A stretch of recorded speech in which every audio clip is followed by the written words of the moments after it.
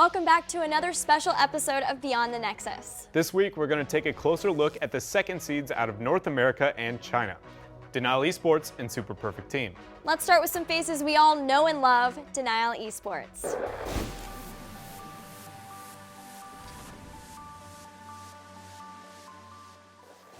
We start out this week with a look at the second seed out of North America, Denial Esports.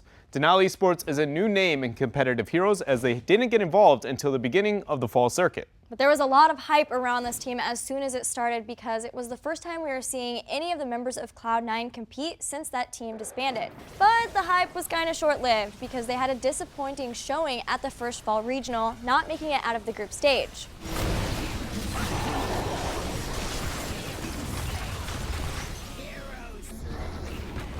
After that event, they replaced Prismaticism with iDream, making the roster 3 out of the 5 core members of Cloud9.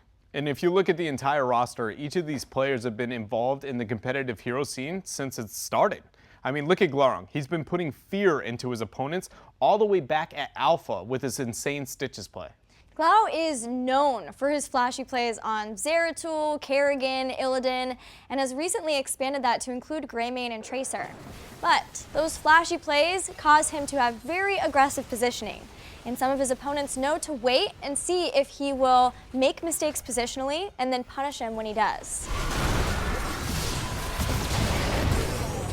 In his interview after winning the tiebreaker at PAX West, Glarung admitted that he felt he was the biggest weakness for his team. We got to talk to him after the event, and he says that he already has plans on how to improve himself as a player. I feel like right now, my biggest issue is my hero pool, and I'm going to spend a lot of time working on expanding out to be able to play like heroes like Thrall, Sonya Rexar, just a bunch of picks that I feel like would be good for me. I also have been pretty lazy in studying the international scene. There's a lot of players I respect in other regions that I think I can learn a lot from, and I think that's the biggest thing for me. I'm just going to keep practicing and watch international VODs, try and adapt their playstyle into mine as well. Like Glarung, iDream is another player who has been known before for having an over-aggressive playstyle. When he was on Cloud9, he was known for being kind of the make-or-break player for the team. But since being on Denial, he has a play that is far more calculated. Another huge benefit for the team is that he already has synergy with K1 Pro and King Caffeine. He really seems to be hitting his stride recently and always having the follow-up that the team needs. Plus, he has one of the biggest hero pools in all of competitive heroes, meaning they can put him on anything and expect he'll be able to play it at the top level. Like Misha. I mean, Rexar. But iDream isn't the only super flexible player that Denial has. They have K1 Pro too. Known for his mage play, he's more recently been playing that pseudo-support role that Denial's been loving, like Tassadar and Medivh. And K1 Pro for the longest of time has been known to be one of the best range carries in all of North America. He's also very influential when it comes to the meta. Things like Jaina and Falstad in the past used to be considered viable heroes, and he single-handedly made it first pick priority. He's an innovative player with the skills to back it up. Along with K1 Pro and iDream is King Caffeine as far as ex-Cloud9 players. We can fight this, we can fight this. Cap is the most successful warrior player in North American heroes history.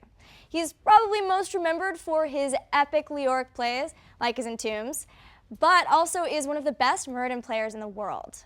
He also seems to know exactly what to say at any moment to be able to keep his team motivated. It's fine, it doesn't do anything, it doesn't do anything. We can end the game, we can end the game. Really, that was really good, consistent play. He's a very level-headed guy who's willing to make the personal sacrifices to benefit the team.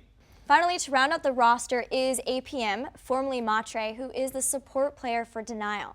Although the name's probably not as recognizable as the rest of the team, he's still been in competitive heroes for a long time, and most recently played for Team Name Change. APM has never made it out of a group stage at a North American regional until PAX West. At PAX West, he almost solely played Brightwing for his team, but at the first fall regional, we saw he played more traditional supports like Uther, Karzim, and Rhaegar. But a lot of people were questioning after that event if he was able to play every support necessary at the top level. As it stands right now, APM's performance on any support other than Brightwing is lacking. He has played across both the summer and fall regionals, both Rhaegar and Uther just one game less than Brightwing. However, their win rates are tied at just 29%.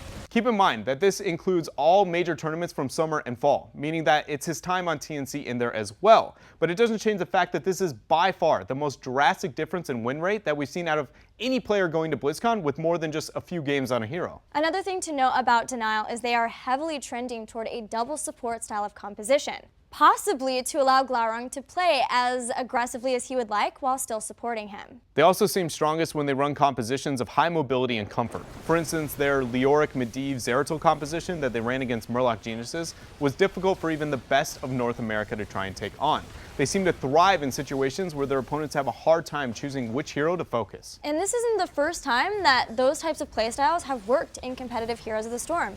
Cloud9 obviously did pretty well with those similar styles. And with them winning BlizzCon 2015, I think it's safe to assume that we could see Denial having a tribute to Cloud9 at this BlizzCon. That's what I'm hoping for. We're going to practice a lot. We'll probably even increase our practice from what we were doing for this event, because BlizzCon means a lot to us, obviously, and we'd love to win it again. Not just for us, but for NA. I think we have somewhat of a chance. The Korean overlords are insane, but I think if we prepare enough, some special cheeses, we have a chance. I think special cheeses sums up Denial quite nicely. But for now, we're going to set our focus to the second seed out of China Super Perfect team. So perfect that they got second place. In researching SPT, they were kind of difficult to figure out. Sometimes they would be very coordinated in their team fights, and other times someone would go in ready for the fight and nobody else was on the same page. And sometimes we would watch them pull the Chinese standard of 5-man grouping early and smashing your face into your opponent until you win the game. Other times they just decided to back out and split push with Midas Network Zagara. I think some of this inconsistency for them comes in because they are such a new team and they're still figuring out their team identity. It's something I've heard about a lot in times when I've talked to new teams. Like who's playing what role and then who's calling what when it comes to communication, taking the chaos of a new team and making something refined and perfected. Exactly, and they are a brand new team. They're kind of like X Team from the summer season where they started out not doing very well in the group stage, found something that worked well for them, in SPT's case, the Zagara Nidus split push, and then started beating teams nobody expected them to, like E-Star and Zero in the winners finals. But we have to keep in mind that X Team also had the weakest performance at an international stage that we've ever seen coming out from China. And yes, we do say the Super Perfect team is new, but the name has been involved in Chinese heroes since early 2015. The only player to stay on the roster the entire time has been ZZH, the support player for the team. The rest joined after summer. Well, it seems like those roster swaps worked out pretty well for them, considering the fact that SPT has even made it to the top 4 of a major event, let alone qualifying for BlizzCon.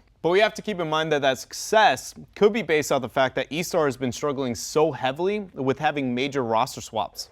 X Team also had roster swaps. I mean, they lost Misaka to Super Perfect Team. Misaka not only went through that roster swap, but even a pretty crazy role change too. He was known on X Team for his specialist plays with Sylvanas and Zul, but now is the main warrior for SPT. And a lot of how they go about engagements comes down to him. Because they play a pretty melee-centric style of composition, they have either Misaka or another melee player go into the team fight, and then the other follow up immediately. But this is where we saw holes in their shot calling and what they need to work on as well. A lot of the time somebody would go in, they would be trying to force the fight, but then there would be no follow-up, leading it to where that person eats too much damage and then just has to retreat. Yeah, Xianxiao was notorious for this. He's probably the weakest player for the team positionally, and he plays a difficult role in that he plays whatever is needed to fill out their compositions. This can range from if they're playing double warrior melee assassin, he's the second warrior, or a Tassadar, or even a Falstad. He does play a solid Zagara, and obviously this was important for them to be able to take down some of the top Chinese teams. But anything else he was on, his positioning was often a liability. I'm just not sure that he is a flexible enough player to go through all the role swaps that he's been doing. And the other two members on SPT are Lucian and Shuyu. Lucian plays the secondary warrior or the melee assassin, and that includes a lot of Zeratul. But just like Sen Xiao, we saw often that he would get caught out of position and killed for his team. And Shuyu, until joining Super Perfect Team, was a member of Team OMG.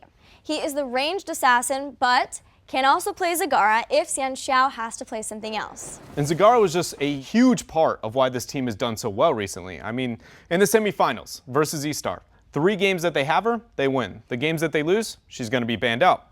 Winners finals, 2 out of the 3 games that they're able to take over 0, they have Zagara. And in the grand finals, the only game that they managed to win, guess who they have? Zagara. Nailed it. But what's cool about SPT is, although they do have those clear comfort picks, they're not crippled by them. They're willing to ban Zagara or Zeratul if they feel it's necessary. And we've seen them go outside of this standard China team fight all the time style and have success with it, which is not necessarily something we've seen as much from Zero Gaming. Yeah, they just have an insane amount of innovation on this team. I mean, Triple Warrior, Kerrigan, Solo Support Abathur, they ran it. It didn't work out for them, but you got to give them credit for trying to be innovative within the region. Also, when it comes to their builds on heroes, they are just insanely diverse. Yeah, I think, again, what it comes down to is if these guys have the synergy and the skill to be able to execute that kind of flexibility. If they're able to work on that, maybe with more defined roles or even hero pools, and then definitely work on their synergy and over-aggression in team fights, I think we could see SPT be the more dominant of the 2 Chinese teams at BlizzCon. But that does it for our coverage this week of Denial Esports and Super Perfect Team. We'll be back next week with more Heroes Esports news. But until then, we'll see you in the Nexus.